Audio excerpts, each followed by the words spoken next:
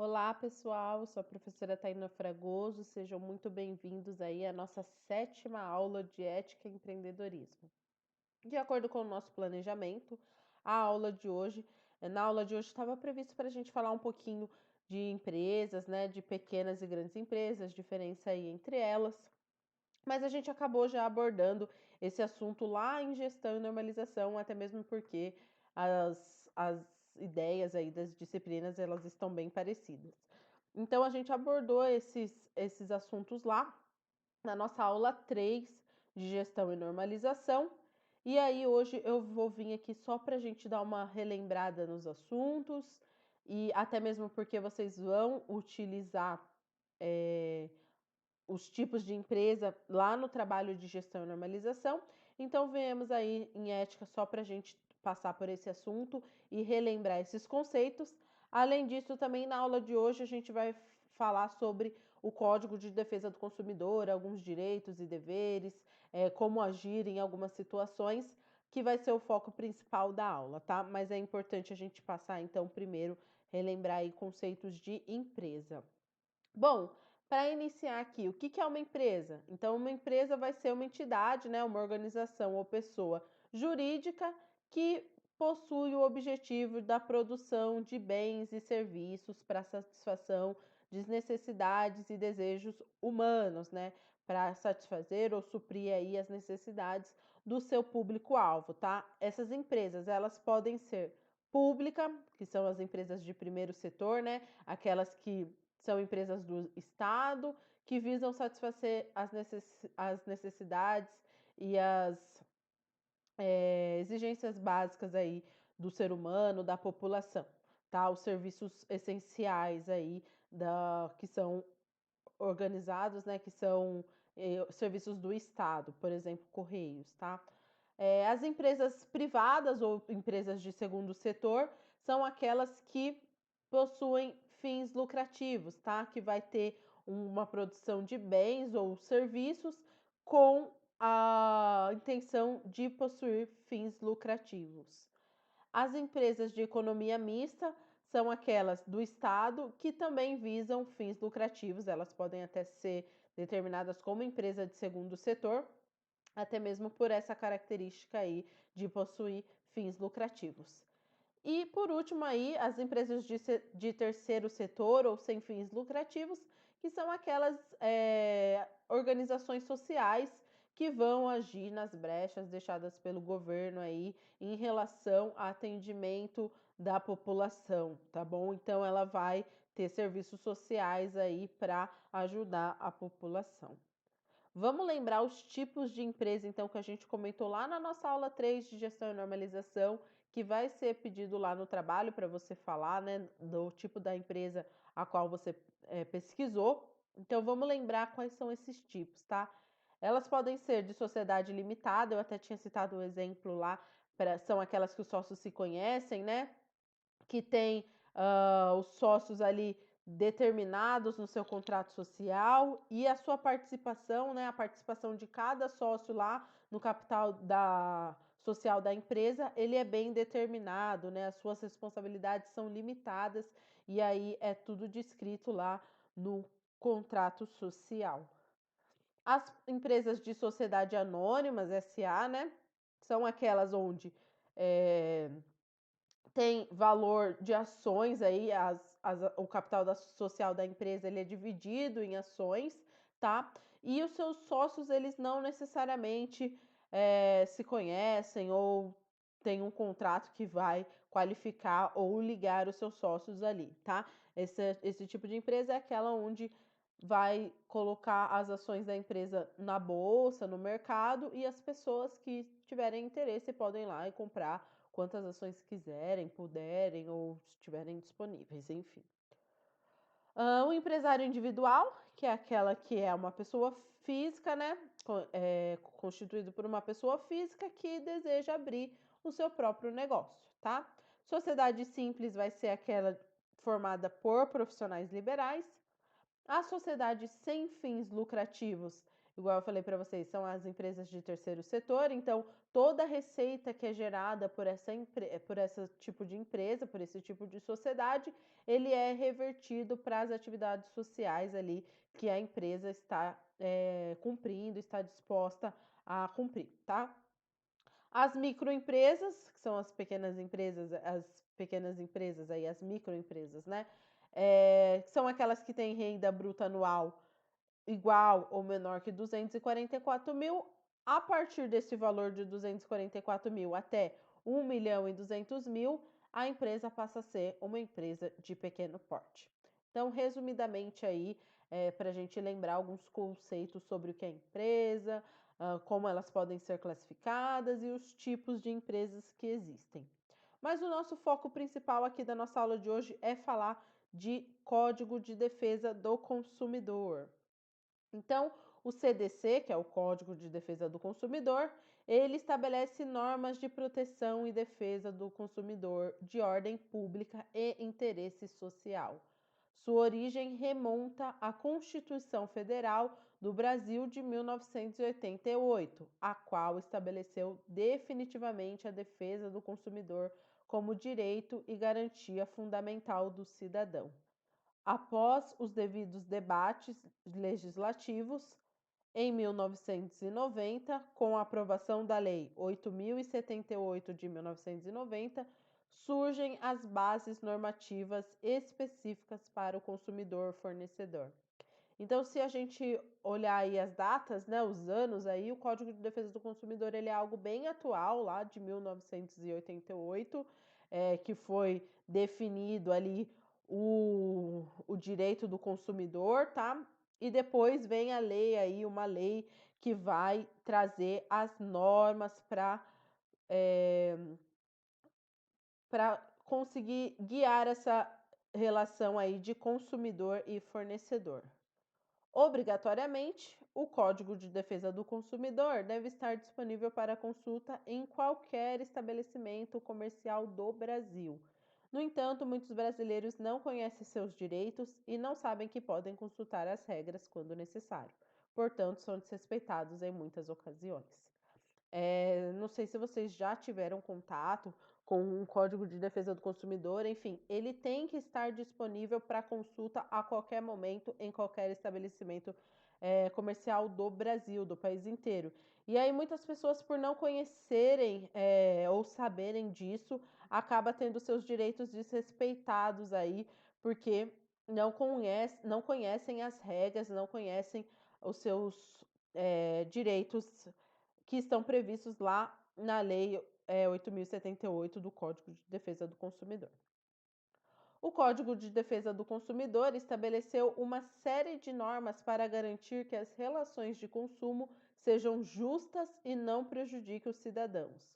O CDC tem uma abrangência que envolve desde relações de compras de produto, compras de bens duráveis, até contratações de serviços. Então, ele vai abranger lá desde compra de alimentos, de brinquedos, de produtos eletrônicos, compra de casas, terrenos, apartamentos, até contratação de telefonia móvel, de plano de saúde, enfim, ele é bem abrangente, tá? O Código de Defesa do Consumidor é uma lei que trata das relações em todas as esferas. Então, ela vai abranger aí todas as esferas. A esfera civil vai definir as responsabilidades dos fornecedores e os mecanismos para reparar os danos causados aos consumidores. A esfera administrativa, então, o papel do poder público nas relações de consumo, que deve atuar como um gestor de conflitos. E na esfera penal, crimes e punições para fornecedores de produtos e serviços que desrespeitem os direitos do consumidor. O código define assim seu propósito. Então vamos entender aí qual que é o objetivo do Código de Defesa do Consumidor. Atender às necessidades dos consumidores, o respeito à sua dignidade, saúde e segurança, a proteção dos seus interesses econômicos, a melhoria da sua qualidade de vida e, por fim, a transparência e harmonia das relações de consumo. Então, ele vai aí buscar a harmonia das relações de consumo protegendo sempre o consumidor aí de eventuais problemas, tá?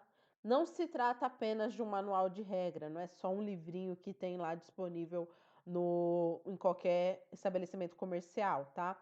As leis que regem as relações entre fornecedores e consumidores devem ir ao encontro da harmonização dos interesses nas relações de consumo, baseando-se no equilíbrio. Elas devem ser pautadas no respeito mútuo e no bom senso. Então, como eu falei, não vai ser só um livrinho que vai estar lá disponível. Ela vai buscar trazer uma boa relação aí entre fornecedores e consumidores. Para atingir esse estado de equilíbrio, é preciso educar cidadãos acerca de seus direitos e deveres. Vamos conhecer então alguns direitos básicos aí que estão previstos no Código de Defesa do Consumidor e que às vezes a gente não tem conhecimento, tá? Então, primeiro, proteção da vida e da saúde. A proteção da vida, saúde e segurança contra os riscos provocados por práticas no fornecimento de produtos e serviços considerados perigosos ou nocivos. O fornecedor não pode vender produtos que apresentem qualquer risco à saúde do consumidor, como brinquedos infantis que possam machucar a criança. Então, o primeiro direito aí básico do consumidor é que tenha a sua saúde e integridade física aí protegidos, né? O fornecedor ele não pode vender qualquer produto que traga mal aí à saúde do seu consumidor. Segundo, educação para o consumo. A educação e divulgação sobre o consumo adequado dos produtos e serviços, assegurando a liberdade de escolha. O fornecedor tem a obrigação de prestar todas as informações antes da venda para que o consumidor faça uma escolha consciente. Ele não pode omitir dados para induzir a compra. Por exemplo, o consumidor quer comprar um óculos de sol, mas desde que tenha proteção UV. Se o fornecedor omitir a informação ou mentir, o produto pode ser devolvido ou a compra pode ser não finalizada. Então, aí, essa educação para o consumo é o fornecedor é, informar, né? Disponibilizar todas as informações. Informações é outro direito básico, mas essa é mais para a ideia de que o consumidor saiba como consumir aquele produto, tá? Aí a terceira a gente fala de informação. Então, informação adequada e clara sobre os diferentes produtos e serviços, com especificação correta de quantidade, característica, composição, qualidade e preço, bem como sobre os riscos que apresentem. Esse direito está relacionado à educação do consumo, que foi o direito que a gente falou anteriormente, o 2, né? O cliente deve receber todas as especificações antes de fechar a compra. Então, ele precisa ser informado, tudo precisa estar bem claro para ele, né? Além disso, ele tem que ser educado da melhor forma como consumir aquele produto. Então, por exemplo, no caso do óculos de sol, ele tem o direito de questionar sobre quem é o fabricante, de que material o óculos é feito, provável durabilidade e outras informações que o cliente aí julgar necessário. O fornecedor ele deve prestar essas informações. Quarto, proteção contra publicidade enganosa ou abusiva. Quem nunca viu uma propaganda enganosa, né? E aí o Código de Defesa do Consumidor, ele vai proteger o consumidor aí quanto a isso. Então, a proteção contra a publicidade enganosa e abusiva, métodos comerciais coercitivos ou desleais e contra práticas e cláusulas abusivas ou impostas no fornecimento de produtos e serviços. O consumidor é a parte mais frágil na relação de consumo e deve ser protegido de atos que possam o prejudicar. Por exemplo, uma loja de cosméticos anuncia que o shampoo tem capacidade de reduzir o frizz do cabelo, esses cabelinhos, né, que fica espetado. Mas essa loja de cosmético não faz testes que comprovem a eficiência, a eficácia do produto, né? Lembrando que eficácia a gente fala de eficácia quando a gente fala em atingir o objetivo, e o objetivo é a redução do custo, mas eles prometem que vai reduzir o frizz, reduzir o custo não, desculpa, reduzir o frizz do cabelo, mas não fazem nenhum teste que vai comprovar que realmente vai reduzir. Então, pode ser uma publicidade enganosa ou desleal, tá? E aí, o Código de Defesa do Consumidor vem para proteger o consumidor contra isso, até mesmo porque ele sempre vai tomar o consumidor como a parte mais frágil em relação ao consumo. Quinta, proteção contratual.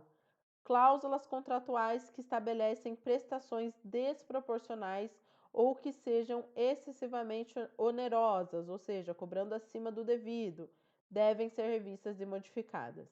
Esse direito é aplicado após a compra e dá ao consumidor o direito de reavaliar o contrato quando as condições de pagamento se tornarem desproporcionais por algum motivo. Então, o Código de Defesa do Consumidor também vem proteger o consumidor nessa questão contratual, quando os valores são acima do devido, né, acima do que a pessoa pode pagar. Após a compra, o consumidor ele tem o direito de reavaliar o contrato aí e as condições de pagamento. Sexto, reparo de danos, a efetiva prevenção e reparação de danos materiais e morais. Por exemplo, o cliente de um pet shop fica espantado ao perceber que seu cachorro se machucou durante o banho por erro da loja. Ele tem o direito de ser ressarcido financeiramente pelos danos à saúde que seu animal de estimação sofreu. Então, aí, o sexto direito que a gente está vendo aí, ele diz que o fornecedor tem que reparar danos materiais e morais ao consumidor. Sétimo, acesso à justiça. O acesso aos órgãos judiciários e administrativos para prevenir ou reparar danos materiais e morais, assegurando proteção jurídica, administrativa e técnica dos necessitados. Quando o fornecedor causar algum dano ao cliente e não houver acordo entre os dois, o consumidor tem o direito de entrar na justiça para receber danos materiais e morais. No caso do cachorro que se acidentou no pet shop, por exemplo, o dono tem o direito de processar a loja. Então, a gente viu ali no direito anterior, né, no sexto, que o consumidor tem o direito de ser ressarcido em caso de danos materiais e morais. Se eles não entrarem em um consenso, de repente a loja não quer devolver o dinheiro, por exemplo, o, o consumidor tem o direito aí de entrar na justiça contra esse fornecedor. Oitavo, defesa do direito do consumidor, defesa de direitos do consumidor. A defesa dos direitos do consumidor deve ser facilitada, inclusive pendendo a seu favor no processo civil, quando, a critério do juiz, a alegação for pertinente e verdadeira dentro das regras determinadas pelo Código. Esse direito pretende deixar o processo menos burocrático, rápido e justo para o consumidor. Então, lá na defesa do consumidor, se todos os pontos ali estiverem previstos dentro como direitos, né, do consumidor, dentro do Código de Defesa do Consumidor, em uma possível briga judicial, o consumidor ele vai ser mais favorecido aí no processo. E o que fazer quando os estabelecimentos não cumprem as regras, né? Então, quando o consumidor se sentir lesado em qualquer relação de consumo, ele pode procurar o Instituto de Defesa do Consumidor do seu estado ou o PROCON. Sua queixa será registrada e ele será orientado sobre como proceder. Além disso, a instituição irá intermediar a disputa entre vendedor e comprador.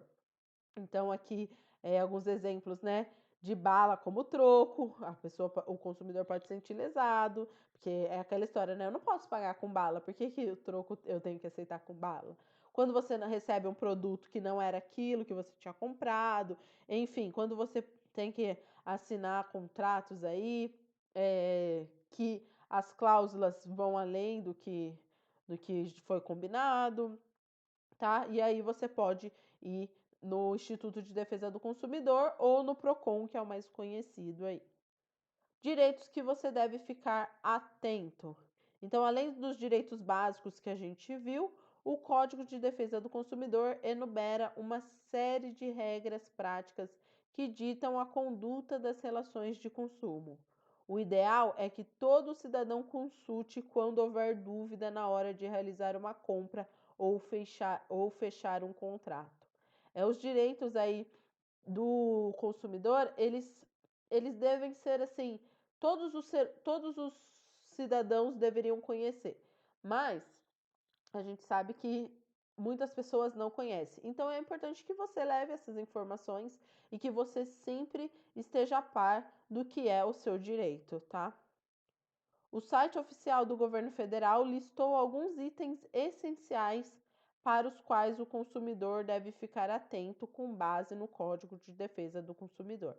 Então, primeiro, o Código de Defesa do Consumidor proíbe venda casada. Ela ocorre quando o fornecedor estipula que o cliente só pode adquirir um produto caso leve outro idêntico ou não. Então, venda casada é proibida. A gente vê em muitos lugares, olha, você só pode levar esse produto se você comprar esse aqui também. Isso daí não pode. Segundo, é proibido o envio de produtos sem solicitação do consumidor. Essa prática é muito comum em bancos que enviam novos cartões sem o cliente ter solicitado.